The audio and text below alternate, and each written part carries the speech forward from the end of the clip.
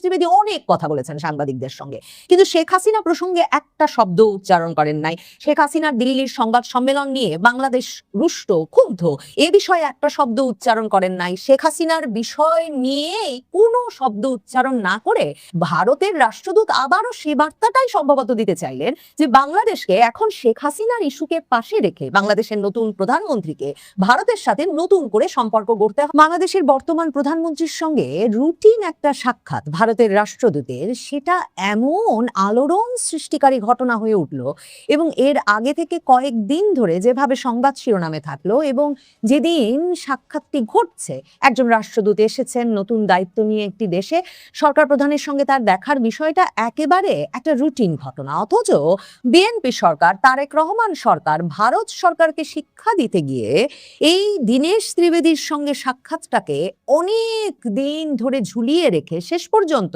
রীতিমতো ট্রাম্পের বিশেষ দূত সার্জিও গোরের এক রকমের ধমক খেয়ে প্রথমে পররাষ্ট্রমন্ত্রী, দুদফা, তারপরে প্রধানমন্ত্রী, তারপরে একের পর এক মন্ত্রীরা দীনেশ ত্রিবেদীর সঙ্গে সাক্ষাৎ শুরু করার পর এখন যখন অবশেষে সেই জুন মাসের 21 তারিখ পরিচয়পত্র পেশ করে দীনেশ ত্রিবেদী দায়িত্ব নেওয়ার পর অবশেষে এসে আগস্ট মাসের 10 তারিখে যখন দীনেশ ত্রিবেদী সাক্ষাতের সুযোগ পেলেন প্রধানমন্ত্রী তারেক রহমানের সঙ্গে, তখন সত্যি বিষয়টা ভীষণ চমকপ্রদ আর আলোড়ন সৃষ্টিকারী হয়ে উঠল।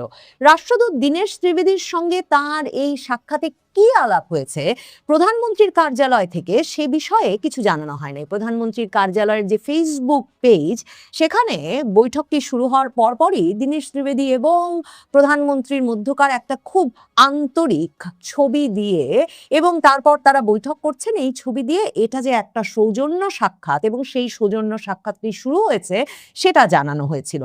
এই সাক্ষাতের পর সরকারি বার্তা সংস্থা বাসস যে সংবাদ বিজ্ঞপ্তি সব সংবাদ মাধ্যমে পাঠিয়েছে, সেখানে তারা বলেছেন যে বাংলাদেশ এই বৈঠকে সরাসরিভাবে শেখ হাসিনার প্রত্যর্পণ ত্বরান্বিত করতে বলেছে যে বাংলাদেশ আশা করে ভারত শেখ হাসিনাকে প্রত্যর্পণের প্রক্রিয়া ত্বরান্বিত করবে।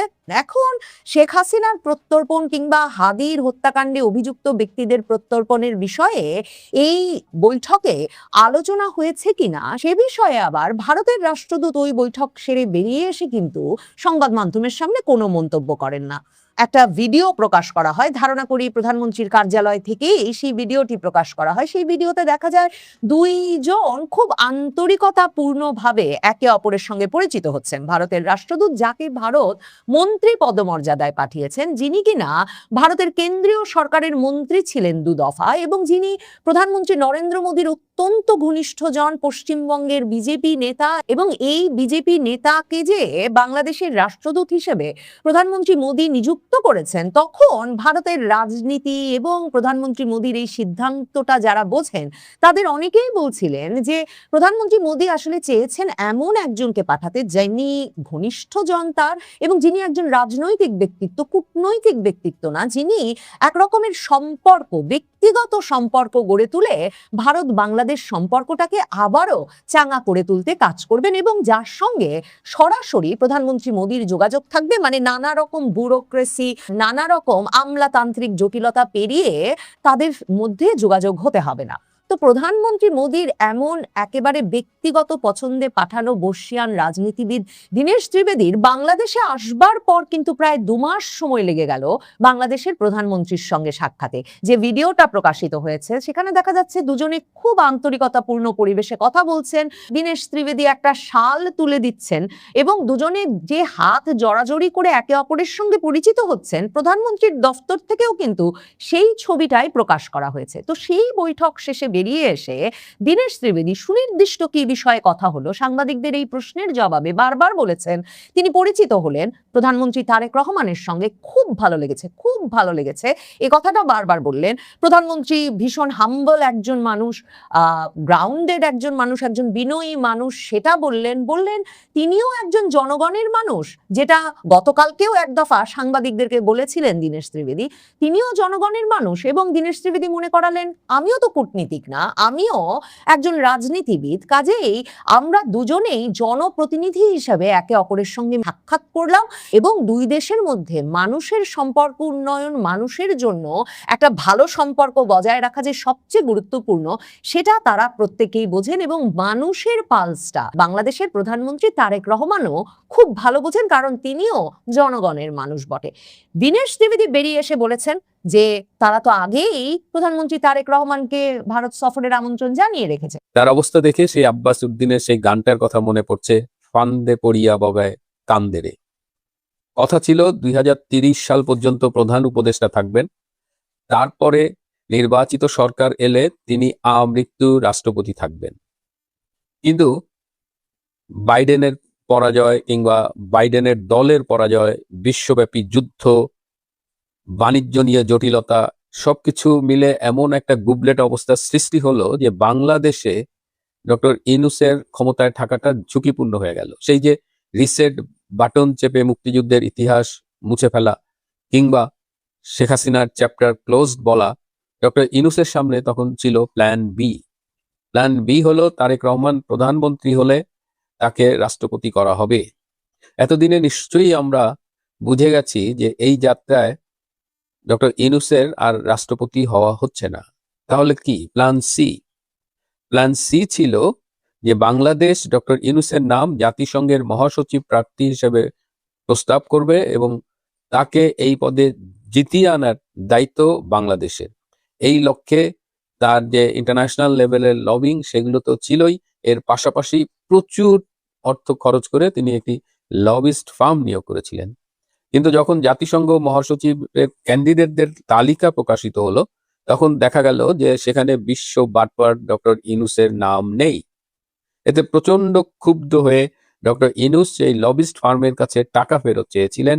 লবিস্ট ফার্ম তখন বলেছে বেশি বাড়াবাড়ি করলে সবকিছু পাশ করে দেবে।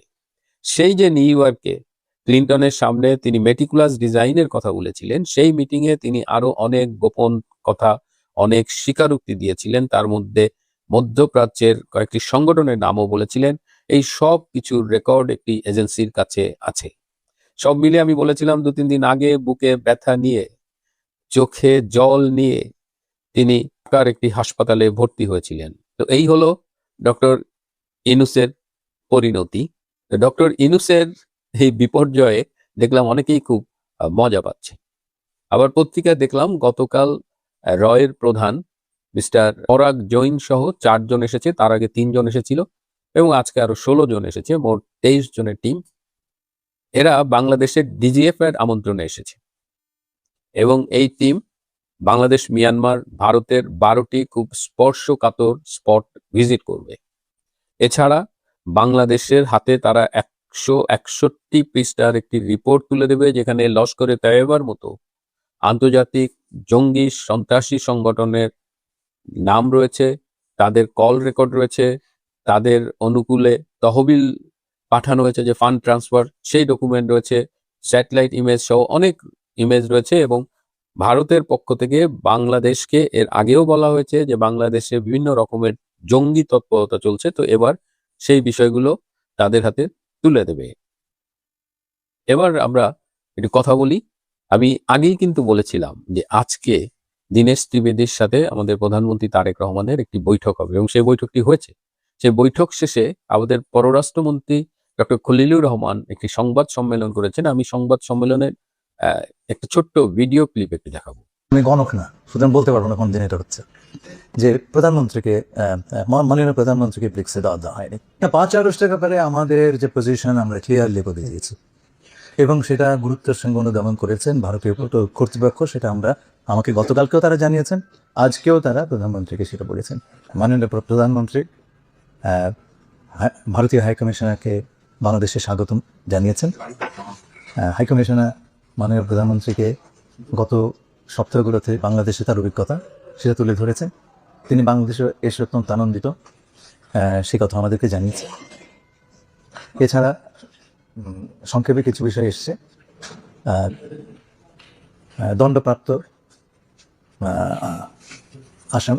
দণ্ডপ্রাপ্ত শেখ হাসিনার বাংলাদেশে প্রত্যার্পণ করার বিষয়টি উঠে এসছে। এবং আমরা তাদেরকে বলেছি এই প্রত্যর্পণ প্রসেস ত্বরান্বিত করার জন্য। জীবনে তো আপনারা নিশ্চয়ই অনেক সংবাদ সম্মেলন দেখেছেন, কিন্তু এরকম সংবাদ সম্মেলন দেখেছেন যেখানে স্পিকার ভীষণ নার্ভাস, শেখ হাসিনার প্রত্যর্পণের কথা বলতে গিয়ে প্রত্যাবর্তনের কথা বলেছেন। এবং আমি আরো অবাক হয়েছি মিস্টার হুমায়ুন কবিরকে দেখে, তার সেই ভুবন ভোলানো হাসিটা ছিল না, তিনি একদম মুখ গম্ভীর করে, আমাদের চিরচেনা হুমায়ুন কবির না। তার মানে কি হয়েছে, এত নার্ভাস কেন ডক্টর খলিল কিংবা মিস্টার কবির? এই বৈঠকে যে আলোচনাগুলো হয়েছে বাংলাদেশের তরফ থেকে শেখ হাসিনাকে ফেরত চাওয়া বা হাদির হত্যাকারীকে ফেরত চাওয়া, ভারত কিন্তু খুব স্পষ্টভাবে বলে দিয়েছে শেখ হাসিনা তাদের কাছে কি প্রোটোকল নিয়ে আছে। তো সেখানে এইসব প্রত্যর্পণ ফিরিয়ে দেওয়া, এগুলো ভারত আগেও গুরুত্ব দেয়নি, আজও গুরুত্ব দেয়নি। বরং এই মিটিং এ যে বিষয়গুলো নিয়ে আলোচনা হয়েছে, ডক্টর খলিল কিন্তু সেগুলো নিয়ে কথা বলেননি। এই মিটিং এ আলোচনা হয়েছে পলিটিক্যাল ইনক্লুসিভনেস নিয়ে। এই মিটিং এ আলোচনা হয়েছে আওয়ামী লীগের কার্যক্রমের উপরে নিষেধাজ্ঞা প্রত্যাহার নিয়ে। এই মিটিং এ আলোচনা হয়েছে বাংলাদেশের গণতান্ত্রিক অবস্থা নিয়ে। এবং সবশেষে তারেক রহমানকে বিমস্টেকের চেয়ারম্যান হিসেবে আগামী সেপ্টেম্বর 12 এবং 13 তারিখে যে ব্রিক্সের সম্মেলন হবে ভারতে, সেখানে যাবার জন্য অনুরোধ করা হয়েছে। আমার সূত্র নিশ্চিত করছে যে তারেক রহমান ব্রিক্স সম্মেলনে যোগ দিচ্ছেন আগামী মাসে 12-13 তারিখের যে সম্মেলন। এদিকে তারেক রহমান যেন ব্রিক্সের এই সম্মেলনে ভারতে না যান, সেটি ঠেকানোর জন্য বাংলাদেশে যেসব পাকিস্তানি গোয়েন্দা সংস্থা আইএসআই এর পেইড এজেন্টরা আছে এবং মিডিয়ায় যে গ্যাং অফ 4 আছে, এই গ্যাং অফ 4 আপনারা নিশ্চয়ই চেনেন। তাদের দুজনের অফিস পুড়িয়ে দিয়েছিল তৌহিদি জনতা, আরেকজন সেই অফিসে দেখতে গিয়ে মানুষের হাতে হেনস্থা হয়েছিলেন। আরেকজনের কথা আপনারা জানেন, যাকেও আমি মাঝে মধ্যে ধরিয়ে দিই তার মিথ্যে তথ্য এগুলো নিয়ে। তো এই গ্যাং অফ 4 আইএসআই এর মাল খেয়ে এখন দেখবেন যে খুব উঠে পড়ে লেগেছে যে তারেক রহমান ভারতে যাচ্ছেন না। কিন্তু পররাষ্ট্র মন্ত্রণালয়ের একটি সূত্র আমাকে নিশ্চিত করেছে যে তারেক রহমানের অফিস থেকে তার আসন্ন সম্ভাব্য ভারত সফর নিয়ে প্রয়োজনীয় ডকুমেন্টগুলো রেডি করতে বলেছেন এবং পররাষ্ট্র মন্ত্রণালয় সেই লক্ষ্যে কাজ করছে। তো এখন পর্যন্ত যে তথ্য, তাতে তারেক রহমান যাচ্ছেন। কিন্তু আমি আগেও বলেছি যে তারেক রহমান গেলে লাভ, না গেলে আরো লাভ।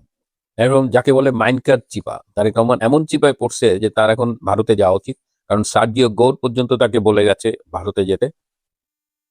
আবার ভারত থেকে বলা হয়েছে, আবার বাংলাদেশের সেই পাকি দালালগুলো তারা অলরেডি দেখবেন মিডিয়ায় বলছে যাবে না, আবার ডক্টর খলিল বলছে সিদ্ধান্ত হয়নি। কিন্তু পররাষ্ট্রমন্ত্রী তো জানার কথা যে পররাষ্ট্র মন্ত্রণালয়ে এই সম্ভাব্য সফর নিয়ে প্রস্তুতি চলছে। তাহলে ঘটনা কি ঘটবে এটা দেখার জন্য আমাদের একটু অপেক্ষা করতে হবে। সবশেষে একটা রেকর্ডের খবর দিই। দীর্ঘদিন পরে আজ বাংলাদেশে 3671 মেগাওয়াটের লোডশেডিং হয়েছে, যা সমসাময়িক কালে একটি রেকর্ড। ধন্যবাদ আমাদের প্রধানমন্ত্রী তারেক রহমান ভাই। প্রিয় বন্ধুরা, প্রধানমন্ত্রী মোদী সবচেয়ে আগে বিশ্ব নেতাদের মধ্যে, প্রধানমন্ত্রী তারেক রহমান প্রধানমন্ত্রী হয়ে ওঠারও আগে, নির্বাচনের ফলাফল পূর্ণাঙ্গভাবে প্রকাশের আগেই কিন্তু তাকে ব্যক্তিগতভাবে ফোন করে শুভেচ্ছা জানিয়েছিলেন, ফেসবুকে পোস্ট দিয়ে এই ঐতিহাসিক বিজয় যে তারেক রহমানের প্রতি বাংলাদেশের জনগণের আস্থার প্রকাশ সেটা বলেছিলেন। এবং ফেব্রুয়ারিতে তারেক রহমানের শপথ অনুষ্ঠানে ভারতের লোকসভার স্পিকার ওম বিড়লার সাথে একটা চিঠি পাঠিয়ে স্ত্রী কন্যা সহ ভারত সফরের আমন্ত্রণ জানিয়ে রেখেছিলেন। এরপর গত মাসে আরেক দফা বিমস্টেক সভাপতি হিসেবে তারেক রহমানের কাছে আমন্ত্রণ পত্র এসেছে ভারতের তরফে ব্রিক্স সম্মেলনের আউটরিচ পর্যায়ে বাংলাদেশের প্রতিনিধিত্ব করতে যোগ দেওয়ার। এরপর থেকে এই আলোচনা তুঙ্গে যে সেপ্টেম্বরের 12-13 তারিখে ব্রিক্স সম্মেলনের আউটরিচ পর্বে অংশগ্রহণের জন্য বাংলাদেশের প্রধানমন্ত্রী তারেক রহমান ভারত যাচ্ছেন কিনা। দেখেন, বেরিয়ে এসে দীনেশ ত্রিবেদী সে বিষয়টা সরাসরি খোলাসা না করলেও সফর যে হচ্ছে সে বিষয়ে কিন্তু ভীষণভাবে ইতিবাচক মতামত দিয়েছেন। তিনি বলেছেন, আগেই তো আমন্ত্রণ পত্র দেওয়া আছে, পরে আরেকটি আমন্ত্রণ পত্র দেওয়া হয়েছে এবং ভারতের জনগণ, ভারতের প্রধানমন্ত্রী লুক ফরওয়ার্ড করে আছে সামনের দিকে তাকানোর জন্য এবং বাংলাদেশের প্রধানমন্ত্রীকে স্বাগত জানানোর জন্য।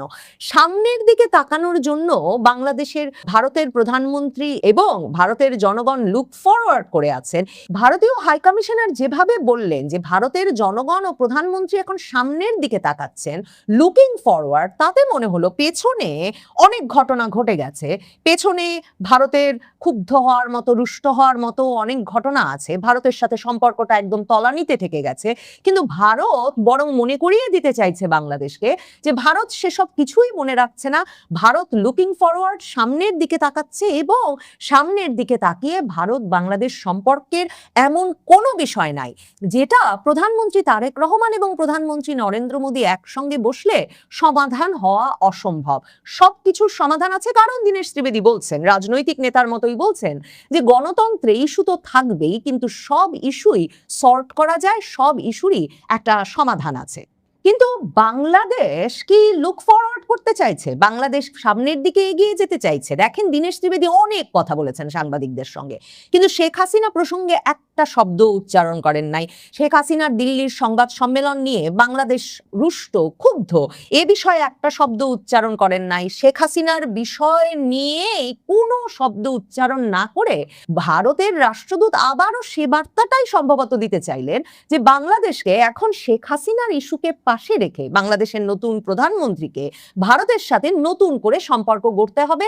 পেছনে কি ঘটেছে, বা শুধু শেখ হাসিনা ইস্যু আঁকড়ে ধরে থাকলে বাংলাদেশ ভারত সম্পর্কটা কোথাও যাবে না। ভারত ওই প্রসঙ্গে মোটেও আলাপ করবে না। রণধীর জয়সওয়ালের মতো মুখস্থ বলে যাবে, ভারতের পররাষ্ট্র মন্ত্রণালয়ের মুখপাত্রের মতোই একমাত্র উনিই বলবেন, তাও ভারতীয় সাংবাদিকদের প্রশ্নের উত্তরে বলবেন এবং বলে যাবেন এটা ভারত খতিয়ে দেখছে এবং শেখ হাসিনা যা করছেন ভারতে বসে তার সঙ্গে ভারতের কোনো সম্পর্ক নাই। তার প্রমাণ এই যে ভারতের রাষ্ট্রদূত দীনেশ ত্রিবেদী আবার মনে করিয়েছেন যে আমাদের যা ইতিহাস আছে তা তো বদলানো যাবে না, প্রতিবেশী বদলানো যাবে না। আমি একটা কথা সবসময় বলি যে আমরা শুধু সীমান্ত শেয়ার করি না, স্বপ্ন শেয়ার করি। বাংলাদেশে স্থল সীমান্ত, বেনাপোল সীমান্ত দিয়ে ঢুকে এই দীনেশ ত্রিবেদী কিন্তু সাংবাদিকদের সঙ্গে প্রথম তার অনুভূতি প্রকাশেই বলেছিলেন যে একই আকাশ, একই বাতাস, একই যন্ত্রণা, সেই ভূপেন হাজারিকার গানটার কথা উল্লেখ করেছিলেন। আর আজ বলেছেন যে দুদেশের মধ্যকার সম্পর্ক যদি ভালো হয়, এমন কোনো সমস্যা থাকতে পারে না যেটা আমরা সমাধান করতে পারি না। এটা উইন উইন সিচুয়েশন। দুই দেশে গতিশীল ডেমোক্রেসি, 2 মাস হলো এসেছি, এত সম্মান পেয়েছি, প্রীতি ও ভালোবাসা পাচ্ছি, আমার ভালো লেগেছে। একই দিনে দীনেশ ত্রিবেদী কিন্তু আবার দেখা করেছেন স্বরাষ্ট্রমন্ত্রী সালাউদ্দিন আহমেদের সঙ্গেও, যে স্বরাষ্ট্রমন্ত্রী এই সবে বলেছেন যে ভারত হাসিনা কার্ড খেললে ভারতের সঙ্গে সম্পর্কটা ভালো হবে না। কিন্তু ঘরের ভেতরে একটা প্রীতির সম্পর্ক যে গড়ে উঠছে তার প্রমাণ প্রধানমন্ত্রীর দফতর থেকে যেমন হাসিনার প্রত্যর্পণ নিয়ে কথা হয়েছে, এসব বিষয়ে কোনো বক্তব্য রাখা হয় নাই, তেমনি প্রধানমন্ত্রী খুব গম্ভীরভাবে দীনেশ ত্রিবেদীকে স্বাগত জানাচ্ছেন এমন কোনো ছবিও প্রকাশ করা হয় নাই, বরং একেবারে হাতে হাত জড়িয়ে আছেন সে ছবি প্রকাশ করা হয়েছে এমন দিনে যেদিন আবার ভারতীয় গোয়েন্দা সংস্থা রয়ের প্রধান পারাগ জৈন আরো 3 জন শীর্ষ গোয়েন্দা কর্মকর্তাকে নিয়ে বাংলাদেশে উপস্থিত হয়েছেন এবং বাংলাদেশের নিরাপত্তা ইস্যু, শেখ হাসিনার বাংলাদেশে প্রত্যাবর্তনের ইস্যু, শেখ হাসিনা ফিরলে তার নিরাপত্তা কিভাবে নিশ্চিত হবে, এসব ইস্যু এবং বাংলাদেশ ভারত সীমান্ত জুড়ে যেসব জঙ্গি ঘাঁটি গড়ে উঠেছে সেসব জঙ্গি ঘাঁটি ভেঙে দিতে বাংলাদেশ সরকার কি করবে, এই নিয়ে সেই গোয়েন্দারা আবার বাংলাদেশের প্রধানমন্ত্রী তারেক রহমানের সঙ্গে কিন্তু এই দীনেশ ত্রিবেদীর সঙ্গে বৈঠকের আগে সাক্ষাৎ করে গেছেন। কাজেই বাংলাদেশের সরকার এখন নানাবিধ চাপের ভেতরে ভারতের সঙ্গে সম্পর্কটাকে যে উন্নয়ন করতে হবে সে বিষয়ে বিশেষ করে বাংলাদেশের প্রধানমন্ত্রী তারেক রহমান এক রকমের নিশ্চিতভাবেই সম্মত হয়েছেন বলেই তিনি দীনেশ ত্রিবেদীর সঙ্গে সাক্ষাৎ দিয়েছেন। শুধু তাই নয়, প্রধান পরাগ জৈনকেও সাক্ষাৎ দিয়েছেন। কিন্তু বাংলাদেশের পররাষ্ট্রমন্ত্রী খলিলুর রহমান তিনি খুব ক্ষুব্ধ হয়ে আছেন। তিনি এই যে দীনেশ ত্রিবেদী তারেক রহমানের বৈঠক শেষেও সাংবাদিকদেরকে ব্রিফ করেছেন এবং সেখানে তিনি বলেছেন তারা নাকি স্পষ্টভাবে জানিয়ে দিয়েছেন ভারতকে যে ভারত যাতে কোনোভাবেই আর 5 তারিখের মতো বাংলাদেশ রাষ্ট্রের 3টি স্তম্ভ নির্বাহী বিভাগ, জুডিশিয়ারি ও আইনসভার একটি জুডিশিয়ারিকে আর কোনোভাবেই বৃদ্ধাঙ্গুলি দেখানোর সুযোগ না দেয় এবং ভারত সরকার যাতে, আমরা চাই আমাদের রাষ্ট্রের পুরো কাঠামোর প্রতি সারা বিশ্ব শ্রদ্ধাশীল হোক, আমরা আশা করব এই বিষয়টি ভারত সরকার অনুধাবন করবেন। তবে পর্দার আড়ালে যে কি চলছে, কোন পক্ষ যে আসলে কি কথা বলছে ভারত বাংলাদেশের মধ্যে, সেটা বলা মুশকিল। কারণ ঠিক যেভাবে বাংলাদেশের পররাষ্ট্রমন্ত্রী খলিলুর রহমান যখন ভারতের পররাষ্ট্রমন্ত্রীর সঙ্গে দেখা করতে দিল্লি গেলেন, তখন যেমন পররাষ্ট্র উপদেষ্টা হুমায়ুন কবির থেকে শুরু করে আর সব কর্মকর্তাদের বের করে দিয়ে পররাষ্ট্রমন্ত্রী জয়শঙ্কর পররাষ্ট্রমন্ত্রী খলিলুর রহমানের সঙ্গে একান্তে বৈঠক করেছিলেন প্রায় আধা ঘন্টা, ঠিক তেমনি ভাবে গতকালকেও দীনেশ ত্রিবেদী পররাষ্ট্রমন্ত্রী খলিলুর রহমানের সঙ্গে প্রথমে তার পারিষদ বর্গ সহ বৈঠক করার পরে অন্তত 25 মিনিট একান্তে বৈঠক করেন। এখন একান্তের সেই বৈঠকে কি আলোচনা হচ্ছে ভারত বাংলাদেশের মধ্যে সেটা যেমন জানা যায় না, তেমনি জানা যায় না একান্তে আলোচনায় প্রধানের সঙ্গেই বা তারেক রহমানের কি কি বিষয়ে আলাপ হলো। তবে ভারত বাংলাদেশের বরফ যে গলতে শুরু করেছে, প্রধানমন্ত্রী তারেক রহমান যে ভারতের সঙ্গে মৈত্রীর পথে হাঁটতে শুরু করেছেন, যে প্রতিশ্রুতি তিনি দিয়ে এসেছিলেন নির্বাচনের আগে, সে নমুনা নানাভাবে স্পষ্ট হয়ে উঠছে। সবচেয়ে স্পষ্ট হয়েছে সম্ভবত আজকে প্রধানমন্ত্রীর কার্যালয়ের দীনেশ ত্রিবেদীর হাতে হাত রেখে তোলা দারুণ আন্তরিক ওই ছবি। বাংলাদেশের প্রধানমন্ত্রী মিস্টার তারেক রহমানের সাথে বাংলাদেশে ভারতীয় হাই কমিশনার মিস্টার দীনেশ ত্রিবেদীর বৈঠক হয়েছে। কি আলোচনা হয়েছে সেই বৈঠকে? এই মুহূর্তে বাংলাদেশে ভারতের প্রায় 23 জন গোয়েন্দা এবং নিরাপত্তা কর্মকর্তা সফর করছেন। তাদের এই সফরের উদ্দেশ্য কি এবং অনেক আশা থাকা সত্ত্বেও ডক্টর ইউনূসের আর রাষ্ট্রপতি